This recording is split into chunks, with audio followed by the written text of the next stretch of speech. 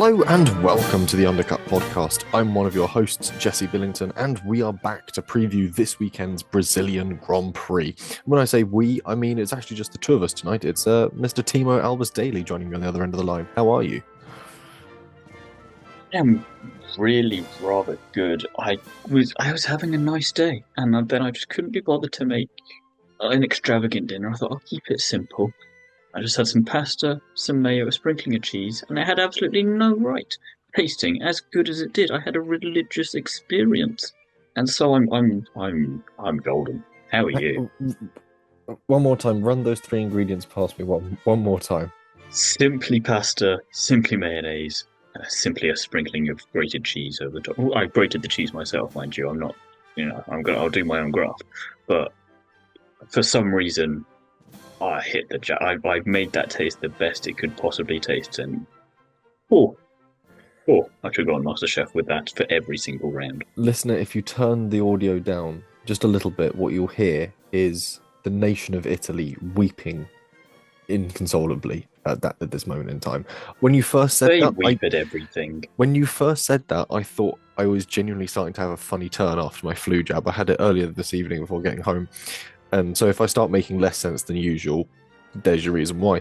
But that's completely thrown me for a loop. You just had...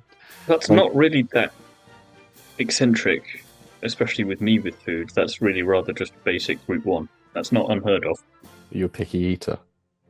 No, I just was lazy this evening, and my laziness was rewarded with excellent food in the simplest of ingredients.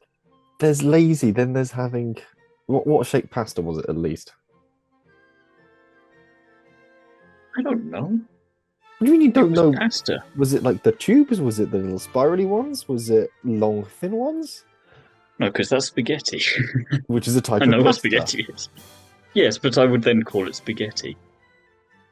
Was it the little tubes? Was it big tubes? Was it like cannelloni? Was it rigatoni? Was it penne? Does it matter? I'm just trying to get a better mental image. So all I've got at the moment is like just plain sort of penne pasta that's been boiled till it's slightly soft with a healthy covering of no. This was grated cheese. So very, very, very soft indeed. It was lovely. You're not gonna make me feel bad about any of this. This was excellent. I'm having a nice day and you can't ruin it. You might as well move on. I don't think we can. I think the podcast is irredeemable from this point onwards. We're going to give it a shot. I don't think this is the point that makes it irredeemable. I think you probably were responsible for that a long time ago, if anything. Oh, I don't know. We'll wait and find out. I'm not getting entirely shoulder to blame if you come out and say that's your dinner. It's completely thrown me for a loop. Anyway, news. We'll dive into that. And sort of important, sort of actually quite sad news is the Formula E all-female test. Jamie Chadwick and Lilo Wadu will be driving for Jaguar TCS Racing. Simona Del Silvestro will be driving for Kiro Race Co., which is formerly ERT. Lena Bula will be driving for Mahindra. And it's just nice to see Mahindra actually hiring a woman for once, as opposed to just the cumulative sort of blend of AI that it previously tried to do.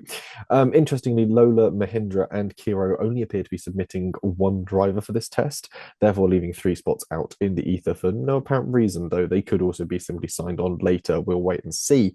However, the overarching concern over this now is that testing itself may not happen due to the severe flooding in Valencia, which has already claimed the lives of several and severely damaged a variety of the sort of local infrastructure. So we obviously send our well wishes to people in the areas of Spain impacted by these flash flooding, and hopefully things are able to get back on track and back to some semblance of normality sometime soon. And obviously our deepest condolences to those who've lost friends, family, and loved ones in the actual natural disaster as well. Not really what we want to be covering at the start of the show. Moving on. Do get them back into the racing, though, if they do get to go ahead with the tests. In terms of the driver choices, some solid choices there. It's worth just putting out a bit of a positive note on that side of things, at least, even if there isn't anything on the rest of it. Yeah, wrapping Jamie that Chadwick piece, yeah. Getting like another bit of racing series to a list. She's just collecting everything at this point, so it's nice to see that. Bit of an endurance driver, a lot of GT racing in IMSA under her belt, so another bit of crossover there, which we'd like to see at the moment with female races that we've seen in F1 Academy in particular. And also, if you've seen the racing suits for Jaguar, they look pretty nifty. I do like those. And obviously, we know Lena Bühler from Frecker from this year with ART after finishing in F1 Academy in B2 last year. So good to see her getting another opportunity somewhere else because Frecker has been a bit of a nice idea in some ways in the sidestepping if you don't get into Formula 3, but then we haven't really heard much from her and Marta this year in terms of how they've been doing and all this sort of thing, which makes you a little dubious about it. And Simona, again, another kind of, for lack of a better word, veteran of motorsport at this point. So it's good to see that, like a few of the other drivers that will hopefully get to take part in this test, that she's not been forgotten about either. Yeah, it's a good selection and a far more upbeat note to round out that news topic on. Meanwhile, it comes to driver markets and names being pulled out of hats for seats. We've got Raffaella Ferreira. I haven't checked the pronunciation on her name, who will be racing for RB next year in F1 Academy. She's raced in Brazilian Formula 4 last year, getting a podium at Interlagos before returning for a second season this year, where she claimed 7 more podiums, including 2 wins. So pretty nifty when it comes to single-seater racing, and F4 looking pretty handy there, ideally suited to the transition to Formula One Academy, which is sort of the ideal sort of transference into that mainstream sort of single-seater racing. So yeah, a good signing there, and with a bit of RB backing, could be quite an exciting choice. Yeah, we were wondering about what some of the grid would look like next year. As we keep mentioning, most of them can't come back because of the 2 year rule. So we were kind of scratching our heads as to who might we see and will we be familiar already with any of these? And I've relatively familiar in terms of I recognize the name, I recognize the face, I have seen a few action shots here and there, but in terms of everything else, relatively new to me. So it's nice that someone on the periphery of mine at least is coming into the mainstream a bit there and getting that chance, and let's see what happens there. So thumbs up from me at least. Hmm. Because that's obviously what matters to our and F1 Academy when they're choosing these drivers. Is whether They're all our waiting for podcast is giving them the thumbs up. approval. Yeah. Yes, quite. Moving on from that to an interesting fact that's now come out of last weekend's race, which is this is the only the second season in Formula One history that has seen 6 drivers on the grid having won multiple races that year. The first being 1981. Of course, this year we've had Verstappen with 7 wins, Norris with 3, Leclerc with 3, Sainz now with 2, Piastri 2, Hamilton 2. So all on 2 or more wins this year. In 1981, it was Piquet on 3, Prost on 3, Jones on 2, Lafitte on 2, Villeneuve on 2, and Reutemann on 2. Interestingly, a successful Argentinian on the grid.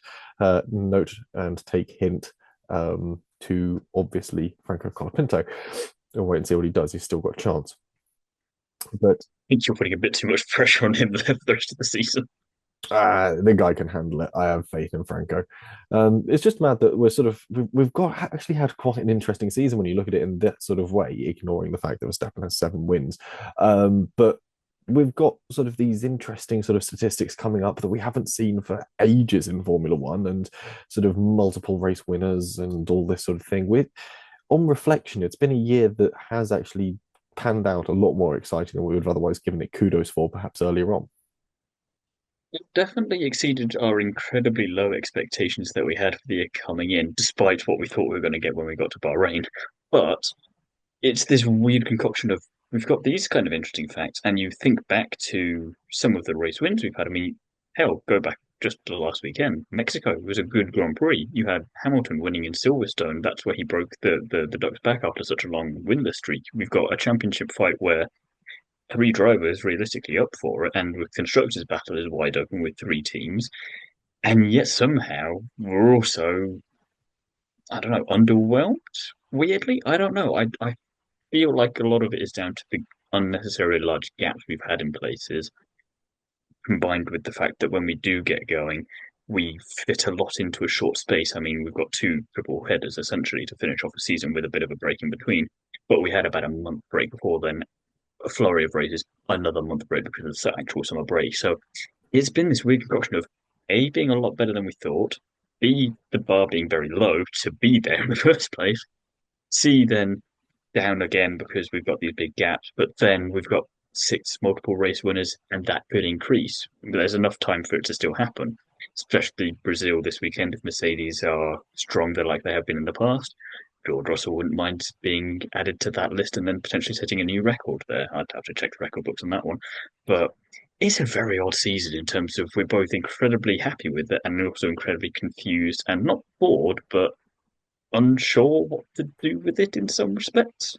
Yeah, the inconsistency to its spacing across the year has really sort of thrown it for a bit of a loop. You go through these sort of fantastic sort of bursts of 3 or 4 weeks at a time with incredible amounts of action and then nothing, and then huge amounts of action and nothing. So it's tricky to try and sort of differentiate what's happened from what weekend, to think back and try and pick out bits. Like you go back to Spa and it should have been a Russell win, which would have also put him on this list, but also at the same time Hmm. bumped Hamilton from it. But obviously that was disallowed because of weight. And then you look at things like, I'm trying to remember what's happened at some of the races. Like, was Spain a Verstappen win out and out? I think it was, wasn't it? It wasn't a Yeah, particularly pretty much. exciting one. But then you go to Austria, where it was the collision that gave us the Russell win. You said with Silverstone, that was one of the Hamilton wins. There has been so many interesting races, but the season is arguably too long with too many races. It's tricky to remember all of them. And B, it's just so inconsistently ordered. But regardless, it's good going at the moment. And it's not the only record that we've seen sort of setting, tumbling, getting close to, touched, and all sorts. Because at the end of this race weekend, Max Verstappen will set a new record of the most consecutive days leading the championship. Monday saw the record reach 890 consecutive days since he took the race or the title lead in the World Drivers' Championship on the 22nd of May 2022 in Barcelona. Schumacher holds the outright title of 896 days. Sunday will see Max tie with that, and given that no one is close with him close enough to catch him in one weekend, he'll carry that title on post Brazil. So we'll see him still hold that title going into Las Vegas as well. So it is a sprint weekend, I think, isn't it? So even with the added points, it's still not enough. Then it Yeah, must be Norris just is something like slimly. 47 behind him. So Yeah. even if Norris won everything possible, he's still going to be left, what, 12 points shy or 11 points shy. So it's not quite this weekend if they were to So have I the don't perfect think I've outcomes. watched a sprint live in about a year at least. So I always play catch up, so I kind of forget about points that you actually add on for that when you do win because I just don't care enough to be honest. Is it the top 10? So I was curious. Oh, I know the top 10 get it, but in terms of Yeah. how many points are awarded, it's Oh, obviously not 10, a 9, 8, Grand 7, 6, Prix 5, 4, amount 3, of 2, points. 1. Oh, Yeah. it's just that these days. Okay. Yeah, no, fair enough. Yeah, they made at least the point scoring for the sprint relatively logical. But yeah, it's just interesting that sort of Max has had this level of domination and it's still taking all of this season to finally start to overturn it. But again, going And into even then, it next might year, not happen. even then, it might not happen. Mathematically, it's still possible from several different approaches, but it might not happen. Um, Moving from one multiple world champion to the story of another, and one that is appropriate as we head towards the Brazilian Grand Prix weekend. I think clearly It's almost like Netflix thought Netflix this one, planned it. thought it out. Yeah, I Mm. want to give them credit for this one, which is rare for me to say. Out on November 29th on Netflix, the new Senna TV series will be released. And well, thoughts so far, from my point of view, it looks bloody incredible. Cinematically, it's very exciting. It looks like it's been shot and edited and graphicked properly. It's also been color graded properly, which no one does these days. It's bright, it's colorful, it's impactful. It's what you want with a big history piece where you've got these fantastic liveries and the bright colors of 1980s and 90s Formula One. Overall, jolly excited for it. A lot of Brazilian talent attached to it, so it's going to be a genuine from the heart story. It's got support from the Senna family. I don't know how many episodes we're getting through this run, and I'm a little bit curious as to how Imagine it's going six to or eight as a one-off sort of something thing. like These things that. usually are. I'm curious as to how it's going to advance the Senna story, what new angles and aspects it's going to tell. It looks like there's going to be discussions about his rivalry and equally his sort of friendships and the people that he worked with outside of McLaren. Obviously, he was very friendly with who was the doctor for Formula One through that period of time, who Sid Watkins. Sid Watkins. Yes, yeah, we see sort of Sid Watkins on screen talking as sort of a actual character in it, which is quite nice to see that we're looking at the stories that surround Senna as well. And I like that we've sort of delved into it and fleshed him out as this very interesting character.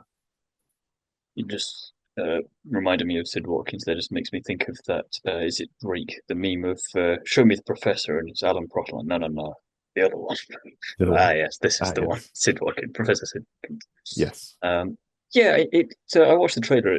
I'm perhaps less excited than you are for it, but I'm intrigued still, and I'll still watch it. I think it's always that tricky thing when you have a TV show or a film, which I've probably got your gripes that you've got with the F1 film, but for Senna with this, this is my one for that, just because, like you say, it does look very arty and very cinematically and all these sorts of things. And but what I feel like when you do that, you can sometimes risk it that you lose the realism from it in that way. Because obviously, I know you can't go out and take these cars out properly and race them as you would have done back then and all the rest of it. But I think it's for me, I've seen so much documentary footage and real race footage from the time where it looks so good that anything where it changes from that kind of authentic feel to it looks a little odd to me.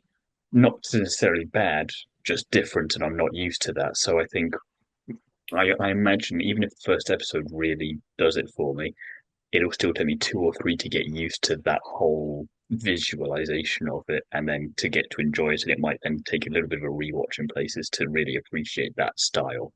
But again, that's just personal taste probably. But I'm Mm. intrigued for it. And like you say, it'll be interesting to see because at some point we all obviously know where his story ends, how much afterwards they do from that point, because you can't imagine they're just going to cut straight to blank after that particular moment. So it'd be interesting to see is that done with half an hour left for the last episode, or is there a whole episode after that? How much of that story afterwards they tell, that sort of thing. So be very intrigued to see, and like you say, it's got the support from the Senna family. So in terms of that ending, I'll be very intrigued from that perspective because then you'll have that in the back of your mind as you're watching it, going, okay, they've gone in this direction with it. That's how they prove to handle it, and never mind all the rest of it beforehand, because obviously there'll be some elements where you think of Japan, for example, that are a bit controversial in places in terms of racecraft. How will that be portrayed in terms of that? Will it be as kind of middle of the road? You kind of pardon that pun as much as you can, or will it be a bit more biased one way or the other, and probably not in Pro's favour, let's face it, if it's going to go in either direction there. But yeah, very intriguing and not long to wait either.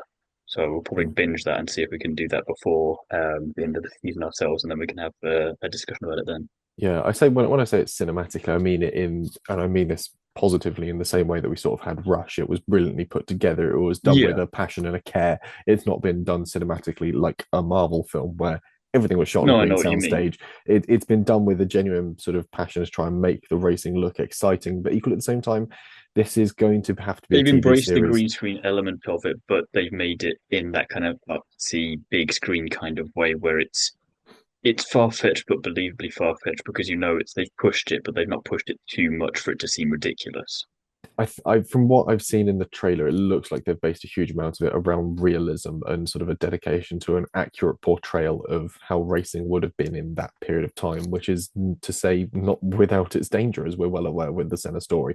But yeah, I'm excited for it. I'm eager for it to start so I can start to sort of piece together these ideas from more than just the trailer because it's got its hooks into me more than the F1 film, and I think that's because I've sort of just already grown tired of the F1 film.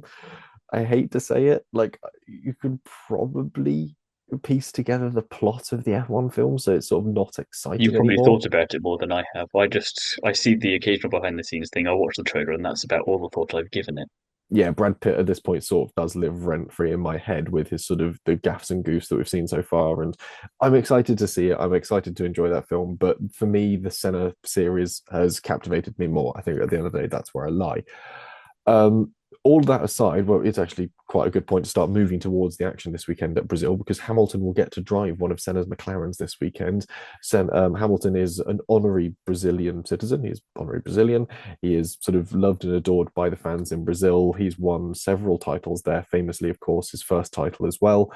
And yeah, he loves racing at the Sao Paulo. He is a huge fan of Senna. Arguably, sort of credits him as sort of being his inspiration as he was growing up. So it's nice to see this sort of.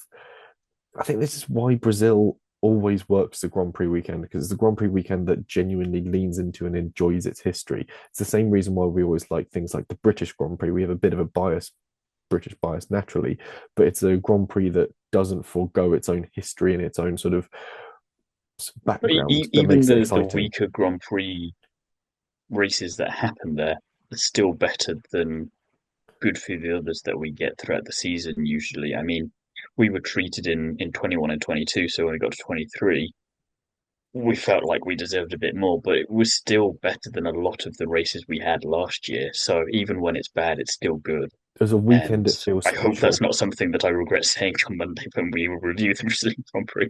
But it just works, and like you said, it leans into the history. It doesn't do too much of it. It's the only venue, in my opinion, so far that's worked for a sprint and has actually given us something decent to watch on every occasion we've had one there. So yeah, it's one of these legacy tracks that I feel like deserves a permanent status on the F1 calendar.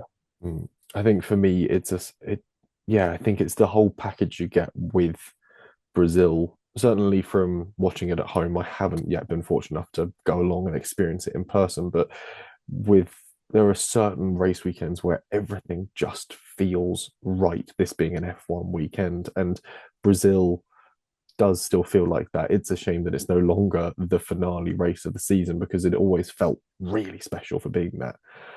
But Especially if there's a title to be especially if decided, there's a it just title to felt be a little bit decided, yeah. more climatic than Abu Dhabi does. I mean, Abu Dhabi, I don't mind it. I'm used to it being there now. It kind of feels like, again, because of most of the time we've already had the title decided by the time we get to Abu Dhabi, that it feels a bit like an epilogue. You get a bit of one last Sunday drive before we go away for Christmas, and not much of anything happens, but we enjoy going through the motions one more time. Whereas Brazil always feels like, ooh, there's something cooking here, or it feels like there's more potential for it. Even in 21, before we got to the bit in question, it wasn't the most exciting race.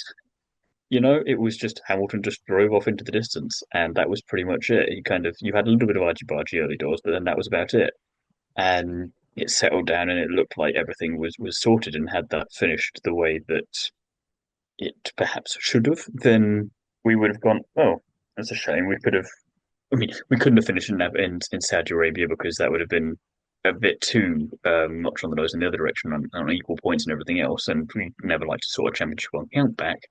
But it feels like Brazil, especially the Brazilian Grand Prix we got that year, that if that had been a finale race deciding, that's not a bad way to go about it. Mm. It's just one of those weekends that just feels special. I think it certainly deserves to be a Yeah. legacy track, and I'd argue the same for Spa, but it doesn't seem to get that treatment. Spa is a circuit That's steeped in yeah, history. Spa is another one. I mean it's a very quick list we could run through, but I feel like we could have potential off-season topic of Yes, conversation there. yeah, we shan't spoil things that will fill us up from December through till February or whatever the season starts on next year. Regardless, we might as well start looking forward to the Brazilian Grand Prix. There are reports that Max Verstappen will be taking a new engine this weekend, so we're expecting I have factored that in. at least a five-place grid drop. Which all of a sudden, looking at my pole position, might change that. Do I change that? If we say pole No. position, do we mean he's the fastest in Q3, or do we mean he's the Well, most? this is the thing. Because Because previously I've always run as it as part of my pole position prediction, I've gone for Charles Leclerc, but I'm saying he inherits it as Verstappen gets pole but gets a grid penalty for the engine change. And my basis for that is that Verstappen got pole in 21 and 23, so it's likely he gets pole, but he doesn't actually get pole. So there's a potential here that you get a point if Verstappen gets pole, but I also get a point if Leclerc gets pole. okay. What I've just changed will completely sort of piss your theory into the wind. Um, Well, that's just not going to happen, so you're not going to get a point, so it's fine. yeah, There we go. um, yeah. So So then obviously, it's up was to yeah. you, which is never a good thing to have to say. Charles Leclerc getting pole, does that mean he has to be the fastest in Q3? No, Because I've always had this thing of it being frustrating that you didn't actually get pole mm, because you aren't starting on pole position on Sunday's race because you have a penalty. yeah. It's Is it the the person person who's who gets starting. awarded the pole award trophy Pirelli little tire thing, or is it the person who actually starts at the front of the Grand Prix on the Sunday? I'm going to do this by Formula 2 rules, which is if you take grid box number one on the Sunday, you are awarded pole. That counts as pole. In Formula 2, if you take grid box number That one, works for me because that's going to be Charles Leclerc. yeah, if we can agree on that being fair, then I'm happy with that. We'll go with that. Yeah, this will be Yeah, where it doesn't bloody happen anyway, so it doesn't matter. But yeah, this is where I get the point for Yuki Tsunoda. But yeah, in Formula hmm, 2, if you line up in grid box number one on the Sunday, you are given the bonus 2 points, isn't it, for pole position in Formula Hmm. 2. So that's the rule we're going to use for this one, just in case Max Verstappen does something interesting, does get an engine penalty, does somehow make it through to Q3 and sets a pole lap. Other things, there's been a bit of reprofiling, resurfacing, and sort of runoff area work around the circuit. It's relatively minor changes, but yeah, it's just sort of changing to catch fencing, guard railing, realignment of things here and there. Nothing that's going to hugely impact the racing unless they suddenly decide to completely dig up the runoff area at, what is it, turn 4 and turn 3, the bits where you can really easily shovel a driver wide and sort of do, So 2021 flashbacks. yeah, that sort of thing. For more on that, go back and listen to our review of the Mexican Grand Prix, where we spoke about sort of essentially the idea of just dive bombing it down the inside, picking an imaginary apex, and calling it a defensive move. Martin had some interesting and very valid points on that one too. With that out of the way, actually, no, there is one thing we really ought Oh, to dear. check. What? No, it's just you thought of something on the fly. It's like, oh no, what Oh, is it's he? nothing What's he got on his particularly. mind? It's nothing particularly bad. It's the weather, because Brazil is famous for having this changeable weather conditions. Might as well have a quick check and see what it's predicted to be across the weekend. Friday, No, no snow actually. Friday, pleasant with times of cloud and sun. Saturday, clouds followed by a brightening sky, and Sunday, humid with low clouds. So, chance of rain. It looks like rain is being blown away into the early stage of next week, unfortunately, Monday, Tuesday, and even Wednesday. Humid with showers in the afternoons and then thunderstorms. So, unless that weather system picks up the pace and moves in early, we could be on for a dry but sizzling Grand Prix weekend. There is a bit of a chance of rain on the Saturday, but wet quali, not the worst thing in the world. be against it, especially if we can have some more Haas magic. Exactly. If we get a bit more of that And then that ruins our complete pole position theory entirely there. But that's usually how this goes anyway. Haas magic applied to the RB, we might as well get into this now. Liam Our Lawson, predictions. Yeah. Oh, it's probably going to go that way. knowing your It's luck. no my luck entirely. Yes, our predictions. We always start with making our pole position predictions, as you've already heard us mention. Thiemo, you've gone for Charles Leclerc. I've gone for Yuki Tsunoda. I think we've got a good spread of a grid there. Yeah, that's a diplomatic way of putting it. Mm, We'll move swiftly on, I think. Before I'm going to say let's move swiftly on. yeah, podium. We've both gone for Charles Leclerc and Lewis Hamilton somewhere on ours. Um, Timo, let's start with yours. I've gone with Hamilton P1, Leclerc P2, Piastri P3. With the exception of 2022, Hamilton and Verstappen have won every Grand Prix here since 2018, and it would be a good final win for him at Mercedes. Leclerc's solid P2 helps with the championship, and Piastri's just Piastri, so makes sense for P3. Who won in 2018? 2018 was Hamilton as Vettel. well. Oh yeah, since 2018. Oh, since That's inclusive 2018. of that. So who won Vettel 2017 was then? before Yeah, that. Vettel. Vettel, I Vettel, believe. Ferrari. Nice. Um, I've gone for my podium of Charles Leclerc, Carlos Sainz, and Lewis Hamilton. I reckon Lewis is going to be up there.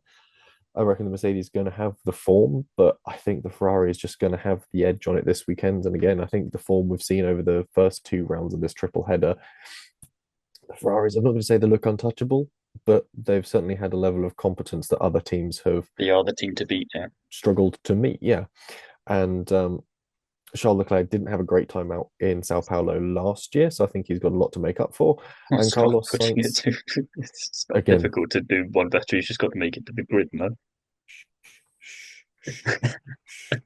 Carlos Sainz, meanwhile, Hey, he's at my podium as well. No, I'm buggering myself here. Carlos Sainz, meanwhile, on a high from his win in Mexico, looking to probably just sort of carry that on. I think we can see him back on the podium again for Brazil. It's not going to put him into title contention, but it's just going to sort of shore up his position as having had a really That good was season. such an Yeah. awkward thing of him winning last weekend. He then immediately got eliminated Yes, yeah, from. Like despite you couldn't have winning. done anything better, but also you're out. Yeah, Oh, even if that's he had tough. fastest lap, it wouldn't have been enough to keep him in the title fight, which is kind of disappointing, Kind of really. amusing. But yeah, it's one of those Carlos Sainz things. Meanwhile, fastest lap, Thiemo, you've gone for Lando Norris. Why? Yes, he got it last year, and Bottas did repeat fastest laps before in Brazil, so that's a good enough logic for me. Yeah, it's pretty sound logic. I've gone for Nico Hülkenberg. He set pole position around Brazil before. This is the first time that Haas have ever had both their drivers with pole positions in Brazil previously, which is an interesting statistic. Um, so I reckon Nico's going to go Okay. well here. He's gone well here before. I think he's finished a high of P4 once. So Hmm. Wouldn't yeah, be against it. yeah. Uh, Haas are doing all right at the moment. I don't want to jinx it. Don't want to say too much, but they have He says jinxing it. yeah, they have every possibility of doing something interesting here. There's Um, a 1 in 20 chance. yeah, less 1 in 18. I don't think we ought to keep the stakes in that statistic. Yeah, that's fair. Yeah, so it improves it for Nico, if anything. When it comes to wild predictions, yeah, Timo, I think that's a wild one. No, it does count as well because I Yeah, double checked this because I thought, dear Lord, this is actually this qualifies. I've gone for Perez finishes in the top five. It's less wild than Ellie-May's Perez Mexico podium prediction, but it is still wild. Context: last time Perez was in the top five was in Miami, and at that point, Biden was still the Democratic nominee for president. So that kind of tells you all you need to know there. Admittedly, Biden was also still the Democratic nominee for president when Verstappen last won a race, but still, you see how dire the Perez situation is there if you measure it politically, which we try not to do, but I just thought that was funny. I mean, as we run up to the US general election, it's a fun sort of measuring point. Yeah, Perez finishing in the top five because, of course, there was the interesting Instagram post from his dad over the weekend, which almost seemed to hint that maybe Mexico had been Checo's last race, but it seemed a bit harsh to swap him out It seemed immediately quite after amusing that. the contrasts from he's got to win the world championship to he's done. Both posted by his dad within I the know space of that's the like amusing thing. It's just the swinging of 72 within like hours. less than a week. He did It's then just ridiculous. he did earlier today post something saying, sorry if that got misconstrued. I don't mean that he's leaving Formula One. He's still going to be around for championships to come. I'm like, my God, make up your mind, Mr. Perez. This is ridiculous. Oh, But yeah, Helmut Marko has been making some tasty noises about Liam Lawson please saying, never say that sentence again. I'm going to repeat that sentence to you in your dreams. No, Um, you're not. but he said that he was impressed with how Liam raced in Mexico, which is probably kind of Amusing. annoying if you're Sergio Perez. And also, Christian Horner said that it wouldn't have been great for him as a team principal if he didn't check if Franco If, Colapinto had any contracts for yes, next year. yes, So the ongoing theory of Yuki Tsunoda yet again getting shafted by Liam Lawson moving up to replace Sergio Perez and Franco Colapinto moving into the RB rolls on. But or the even more amusing thing being so gets the Red Bull seat next to Max Verstappen. hell, I would love to see Colapinto being set loose in the Red Bull. You've got one season. All right. I've All got right, nothing to lose. I wasn't expecting to be here anyway. Fuck it. Let's go. remember what he did with one race? Come on. What? Exactly. I mean, equally, this sort of goes back to the sort of promising driver appears in a Williams, promising driver moves to RB. We've seen this before. Didn't end well for Nick De Hmm. Vries. At least Colapinto's had more than This is one why we race to sort skip of that prove step and we himself. just stick him straight in the Red Bull. Just Yeah, see, bugger off it. you Why go. not? Yeah. I don't. Franco Colapinto doesn't strike me as the kind of guy to crack under the pressure of being Verstappen's teammate either.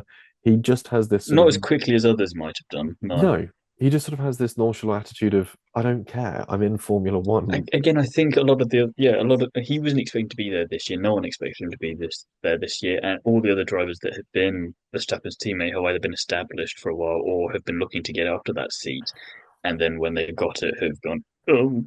Yeah, And whereas he's kind of thinking, well, he's already on borrowed time in some ways anyway, because he wasn't expecting to be here this year. He's definitely not expected to be there next year. So any time he gets, he's just going to go, yeah, it's kind of as close to Perez in 2021 as you can get in terms of I wasn't expecting to be on the grid this year, so I'll do what you need me to do, but also I'm going to do whatever the heck I want because even if you fire me, cool. If I can do half as good as I've been doing in the Williams in the Red Bull and translate that accordingly. Other teams will want me. They'll make space. I'll figure it out, and then who cares? Yeah, it's truly wild and crazy times if you're Franco Colapinto, or if you're just anyone connected to that Red Bull seat at the moment. It's up in the air would be the best way of describing it. But yeah, that draws to an end our predictions. Well, did you actually see your wild prediction? I didn't know. I got so excited thinking about Franco Colapinto. Um, Or can we clip that for the podcast? we've said a lot of clippable things, and I don't have the time and energy to go back through the nearly 300 episodes we've ever done of this bastard thing to go back and clip all of them. No, So no, just that one. Don't worry, I'm not going to make you do all of them today. I'm just glad we're not sort of famous enough to have someone else making like clip shows of us either, because that is also thankfully That'll come. We'll pay some poor bastard to go back through everything. that will be a dangerous day for me when that happens. My wild prediction: neither Norris nor Verstappen in the points. Would be amusing, especially if Leclerc wins. Exactly. It's really going to put Leclerc back into the title fight. I tried to got fight and hunt the wrong way around there.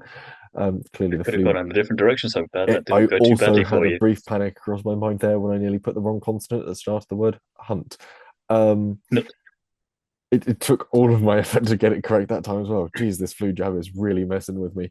We ought to hurry up and finish up this podcast before I do say something completely diabolical. That is all we've got time for on this week's episode. In the meantime, if you want any more from any of us, Thiemo, where can you be found? this week you could find me over on Is It Fast, where I've got a brand new article out detailing the story so far of Miss Rebecca Busi, Italian Stallion Dakar driver. I did see that come out earlier today. I'm looking forward to reading that later this evening. Should be a fantastic little tome to browse through. In the meantime, if you want any more from me, you can find me, of course, on social media as at Jesse on Cars, or you can find me writing for Classic Car Weekly. Our latest issue dropped today, and it's got all sorts of very interesting bits and pieces in it, including our ex-Sterling Moss E-Type has now gone to America, and we've got a buying guide for the 997 Porsche 911. They're the two things that I can remember off the top of my head. So plenty of exciting Pretty stuff good there. considering flu jab. Yeah, I'm impressed to remember that. And if you want to actually meet me in person, I'll be down in London and Brighton across the weekend. You don't wince at that. People might want to do that. I'll be down at the St James's Motoring Spectacle on Pall Mall this weekend on Saturday, and in various places covering the Veteran Car Run on Sunday, setting off from Hyde Park at 7 a.m. and hopefully making their way down to Brighton. It's all pre-1905 cars celebrating the Emancipation Run from 1905, I think it is. I believe it is definitely, hopefully. A number of cars will set As out. as true as I'm sure that they are looked after very well, they're still quite old. All of them are over 100 years old. So yeah, usually there's a fair percentage of them are successful at covering the distance. Speaking of covering the distance, our podcast does as well. Of course, we have listeners all around the world, and we are very thankful to the great many of them. But our thanks, of course, this weekend goes to our listeners in Buenos Aires, Argentina. I did have a check. We don't have any Brazilian listeners, as far as I'm aware, but we do have some Argentines enjoying the show. So thank you to you all. And a case or two of Quilmes beer would go down a treat. I think I've said that right. Quilmes. The really nice local beer you guys have would go down a treat, or a bottle of cerveza or Criolla Grande. As I had to check the pronunciation on that one though. Criolla. And you'd be more of an Englishman trying to do a foreign language. I'm trying to make an effort. I feel that's the best I can do for our listeners. They appreciate it when we at least try. I think it's better than simply going, I'd like a bottle of Criolla and a bottle of your Criolla Grande, merci beaucoup. I'm trying. Anyway, regardless, you guys have some fantastic wines. I'll wait for someone nice to clip all of this in the future. Look, the Argentines seem to be really It's going to be an hour and a half Formula of One at the just moment. you. I'm never going to be able to travel abroad again if someone does that. Anyway, regardless, thinking of beautiful Argentinian beers and wines, I could really go for a Sado right now. So thank you very much for listening, and we will see you again soon with a review of all the action and sprint action from the Brazilian Grand Prix weekend.